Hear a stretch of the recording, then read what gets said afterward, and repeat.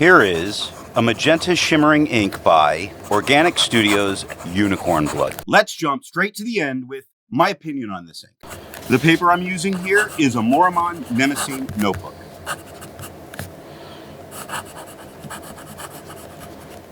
Just by name, this ink has a serious leg up on so many out there. Who doesn't want to be able to say, I have unicorn blood in my pen? Anytime you can fill a pen with the blood of a mythical creature, you know it is a step above and beyond everything else. So naturally, it does shimmer a lot. Heck, unicorns fart glitter. Why wouldn't their blood have shimmer in it? This ink all around is really a winner. It's fun all the time. Its color is pretty good. I'm going to say the color of the ink's pretty good. The shimmer is very well performing. I do like some of the tone variation that I get. I do like little bits of the shading that I'm getting.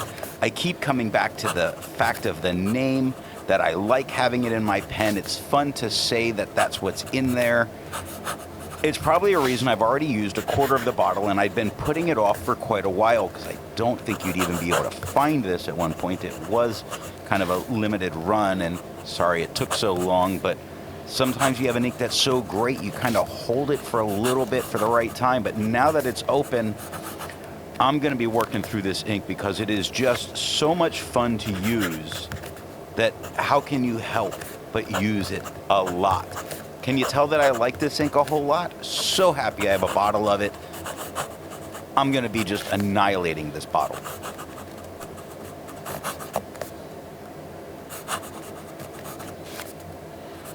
The pen for today is a Franklin Christoph Model 66. All of the writing samples are done with a Platinum 3776 with a soft fine nib which writes rather dry, a Hero 7035 with a fine nib that writes wet, a Visconti Van Gogh with a medium nib and an average flow, a Lamy Safari with a broad nib that writes average. Now that we know my opinion on this ink, let's take a look at the first writing sample done on Clairfontaine.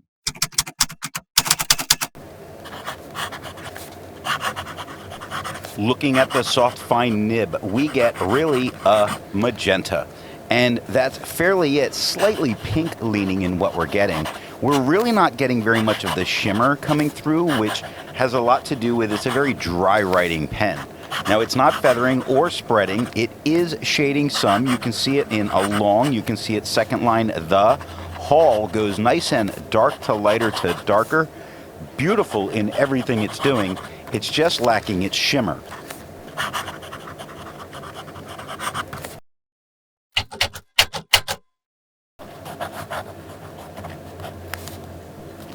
Looking at the wet fine, it is quite a bit darker than we had with the soft fine and quite a bit nicer looking. It does not feather or spread. A lot of the shading that would be there is harder to see because of how much darker the ink is coming through. The shimmer is coming through incredibly well, and you'll notice that it does lighten up as it dries. It looks much wetter when it goes, or much darker when it goes down and is wet. But man, the shimmer is crazy here.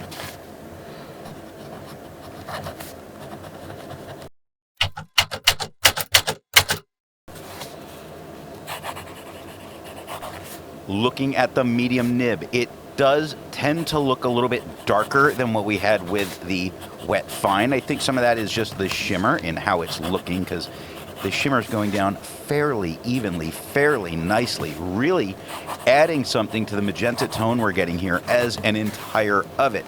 Without feathering, without spreading, again, not really seeing the shading, though for me, because I can move it more on camera or off the camera, I can see that it is actually shading underneath all that shimmer.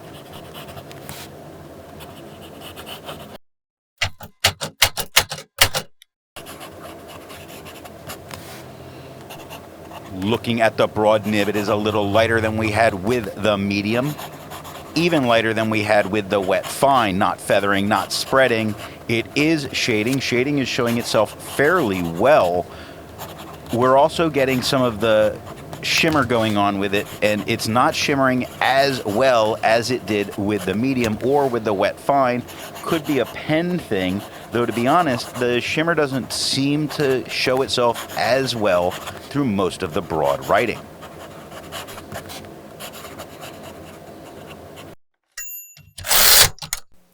Looking at the back of the page, this magical ink has no bleeding, no ghosting, no problems. You wouldn't expect anything less of a magical ink. Like most inks, this one comes in a bottle. This is how the Pilot Custom 823 fits. And here is the Pelican M1000. Here is the ink level when you can no longer fill a Lamy Safari. There is approximately 8 milliliters of ink left. The next writing sample is done in a Portage reporter's notebook.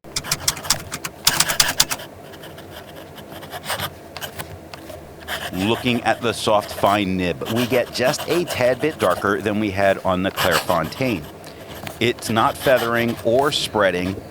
It gives a couple of moments, I'm going to say, of shading, but I'm not going to say that it's really shading in itself. The shimmer not really coming through, as it seems like the paper would be eating it up, but let's remember the shimmer did not come through on the Clairfontaine either. Very dry pen.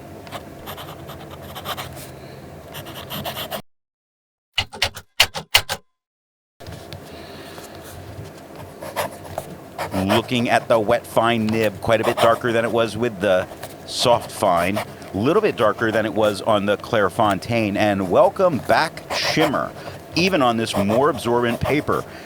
The shimmer doesn't always come through on the more absorbent papers, and I don't really blame the inks for that. It tends to more be of the paper thing. This paper's letting it come through without having it feather or spread. We do see some moments of shading that happens. Look at the word Hobbit on the second line. You can really see it, and busy just beneath it.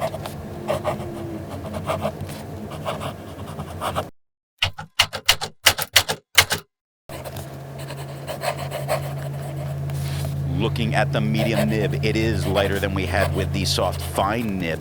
Very close to the tone on the Clairfontaine, but still just a little bit lighter. It's not feathering, it's not spreading. It does let some of the shade come through. You're going to hear some noise because I make an adjustment on the microphone. I'm sorry. I think what's happening here is very nice. It would be a waste to use on some of this paper, but it would make your notes when you're just out and about so much more fun to look at.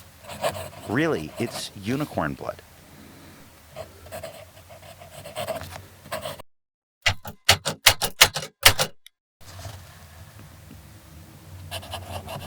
Looking at the broad nib, we get the same tone that we had on the Clairfontaine, which is lighter than we had with the medium nib here. It is not feathering or spreading. It is shading just a little bit. You'll see it on buttered on the third line a little bit. You see where looks quite a bit darker. That's some of the shimmer coming through. It seems like the shimmer got to the bottom, gathered there some. There is a little bit coming through finally with this broad.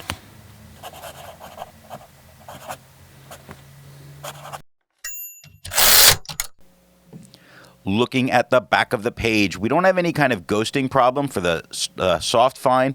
A little bit for the wet fine, the medium, the broad, not so much. So using the back of the page more has to do with what pen you're using.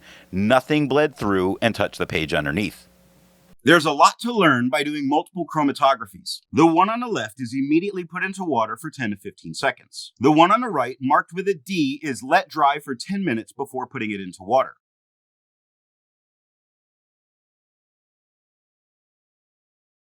The next writing sample is done on a national brand Steno notebook.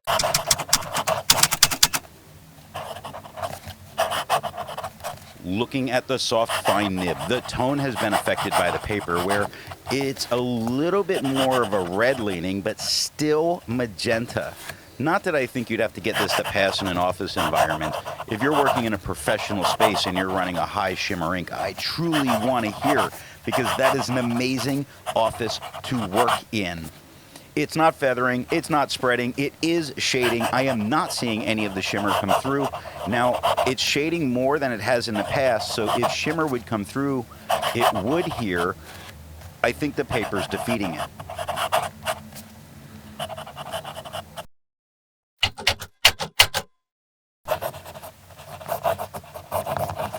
Looking at the wet fine nib, it is quite a bit darker than we had with the soft fine. It is not feathering. It is not spreading. It is shading ever so slightly, as in you see a couple of lighter spots, but I'm not going to, you know what, I'm not going to say it's shading, even though we do see some lighter spots. We're not getting the shimmer coming through, which really makes me say this is the paper defeating the ink.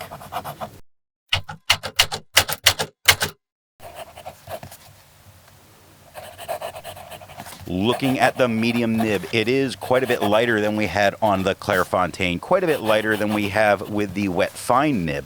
It's not feathering, it's not spreading. It gives little spots of shading where you do see some darker spots, and I'm going to take back the feathering comment, because on the second line, the word then really is feathering an awful bunch. And even the second P in pop gun on the third line, a little bit of feather. Very manageable, though, even though it is feathering some.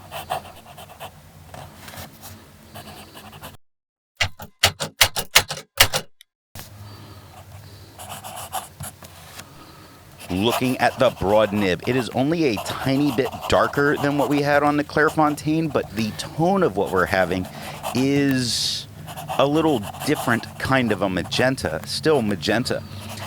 It is... I'm now taking a second look on the feathering. It does have a couple of tiny feathers that see it. You see it on Beaufort on the bottom of the F or on the UR, and on Bomber you see it a little bit.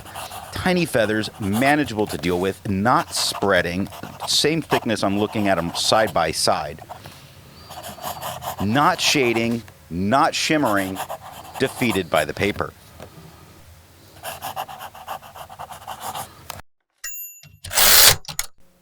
Looking at the back of the page, you can see that the ink gets very deep into the page. I don't know that you could write on the back of the page. In fact, it bled through a little bit, but in order to harvest unicorn blood, you are going to spill a little bit, and this bled through.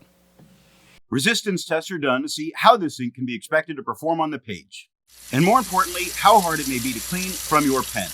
The smear is allowed to dry for 3 days before testing it. The highlighter is on the top left, pen flush is on the top right, 1/3 bleach solution is on the bottom left, and water is on the bottom right. The next writing sample is done in a Rhodia notebook.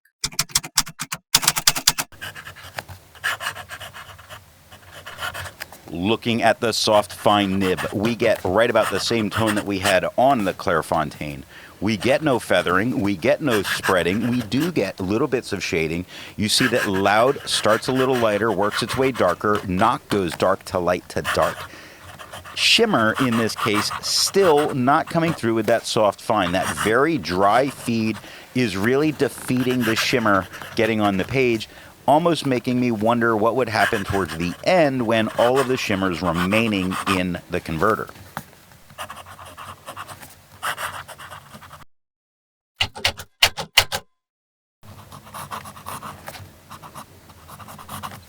Looking at the wet fine nib, quite a bit darker than it was with the soft fine, a little bit darker than it was on the Clairfontaine. Yes, it shimmers very well. It doesn't feather. It doesn't spread. It brings all of that magical goodness that unicorns bring.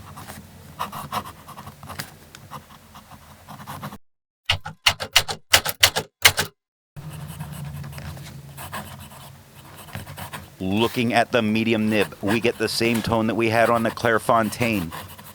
Little bit lighter than we had with the wet fine. Just a tad bit. It looks really close. I'm looking at them side by side. Just a tad bit lighter. It does not feather. It does not spread. It does give little bits of shading. And when it's getting darker, because the getting a little more ink, we're getting more of that shimmer, which is coming through and doing an incredible job at it.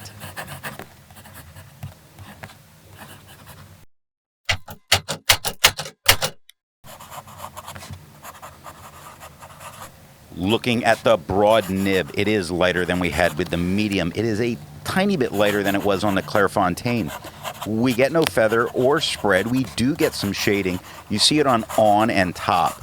See how on is a bit darker than the word top. Top starts a little darker, gets lighter at the O and darker at the P again.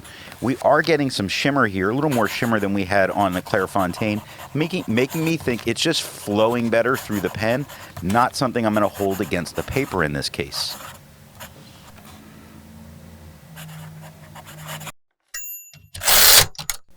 Looking at the back of the page, we get no bleeding, no ghosting, we have no problems. With over 1,000 inks reviewed, let's take a look at some color comparables. Here is Diamine Claret.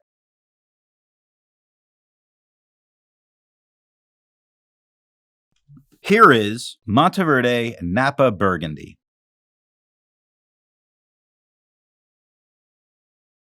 Here is Noodler's Ottoman Rose.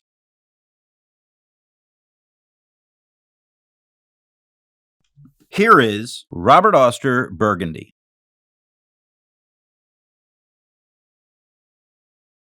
The next writing sample is done in a composition lab notebook.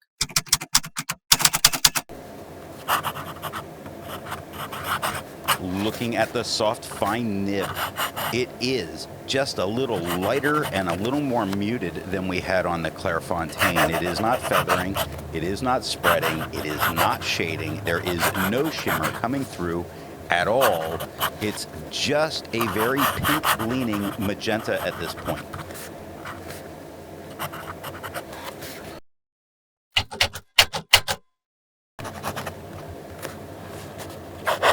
Looking at the wet fine nib, quite a bit darker than we had with the soft fine, a little bit darker than we had on the Clairefontaine. It is not feathering, it is not spreading. It is shading some in that you see some areas that are certainly much darker. You see that the shimmer went down, but you are not getting the shimmer effect of it. So if you look at important and dwarf, just the very first two words as an example, those much darker areas, the shimmer's there, it's not shimmering.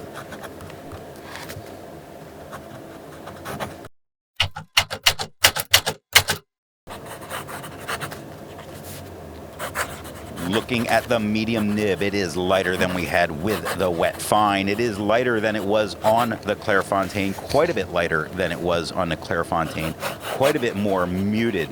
It's not feathering or spreading, it's not really shading.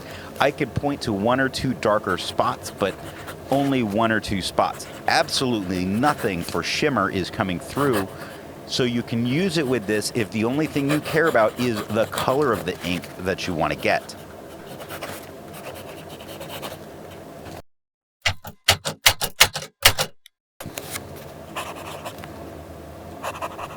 Looking at the broad nib, it is just a little bit lighter than we had with the medium on this paper, quite a bit lighter than we had on the Clairefontaine. It does not feather, does not spread, does not shade, does not shimmer. You can see spots where the shimmer is on the paper, not giving the shimmer effect. Again, this is a matter of the paper defeats the ink. You're choosing this because you want this color.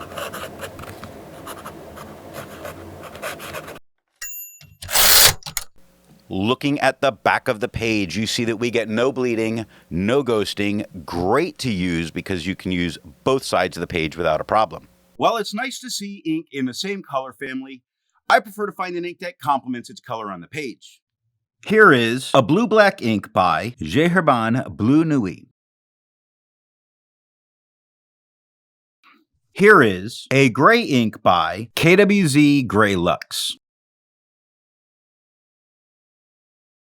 Here is a yellow ink by Sailor Soleil. Here is a black ink by Platinum Black. The last writing sample is done on 20-pound copy paper.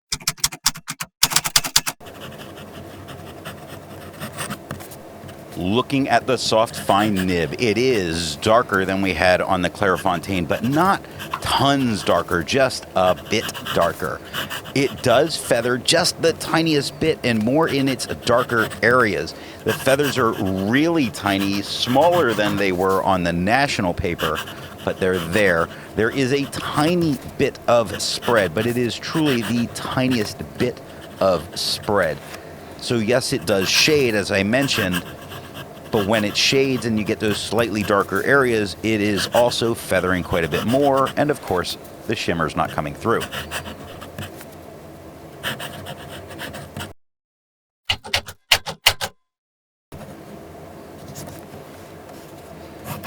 Looking at the wet fine nib, heaps darker than it was with the soft fine. I think I said soft fine at the beginning. It's a wet fine here. It's quite a bit darker than we had on the Clairfontaine. Does it feather? Yes. Consistently tiny all over the place, making the letters look almost a little shaky. Does it spread? Absolutely. And a ton from a fine to almost a broad, really. It doesn't shade. It doesn't shimmer. Please don't do this with this ink.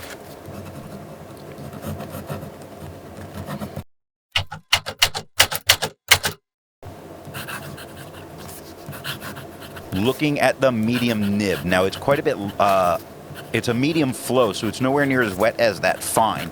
It's quite a bit lighter in tone than we had with the wet fine, quite a bit lighter than we had on the Clairfontaine. It does feather a little bit, not as bad as it did with the wet fine. It does spread a little bit, but if you look where I leave some of it at the top of the screen, it only spreads a little bit. It's about the same thickness as that wet fine. It's not shading. It's not shimmering.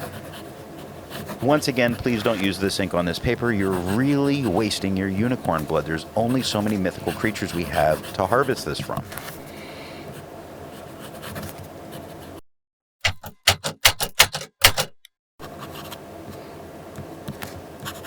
Looking at the broad nib, the tone is about the same that we had with the medium nib. It is just a tad bit darker than it was on the Clairfontaine. Does it feather? Of course it does. Does it spread? Of course it does. But when it comes to the copy paper, it's much more about if what it's doing is at a manageable level. And I think we have a manageable level here, so I can live with that. Does it shade? No, it doesn't. That could be a good thing when it comes to copy paper. And of course, the shimmer is absolutely not coming through.